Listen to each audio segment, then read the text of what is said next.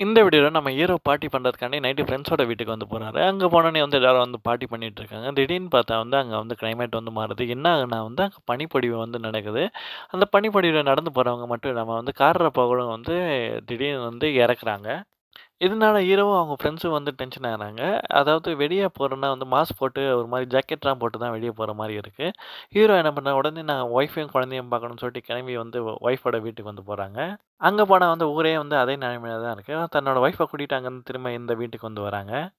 வந்து ஜாக்கெட்டு, மாஸ்க்கெல்லாம் போட்டுட்டு அந்த தன்னோட பொண்ணோட ஃப்ரெண்ட்ஸோட வீட்டுக்கெல்லாம் போய் வந்து தன்னோட பொண்ண வந்து தேடுறாங்க. அங்க எங்கேயும் வந்து அவங்க பொண்ணு வந்து கிடைக்கல. இங்க போற வழியெல்லாம் வந்து பனிப்பொழிவா தான் இருக்கு. பனியில போற எல்லாரும் வந்து இறந்து போறாங்க.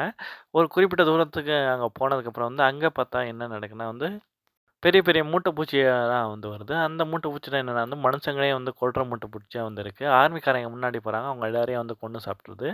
அதுக்கப்புறம் இவங்க போறாங்க. இவங்கள வந்து ஒரு குரூப் வந்து காப்பாத்தி வந்து சர்ச்ல வந்து வைக்குது.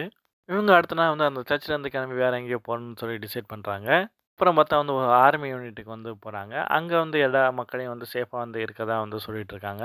இந்த ஆர்மி யூனிட்ட வந்து இவங்களோட பொண்ணு வந்து அங்க வந்து கிடைச்சிடுறாங்க. அதுக்கப்புறம் நடந்த விஷயமே வேற.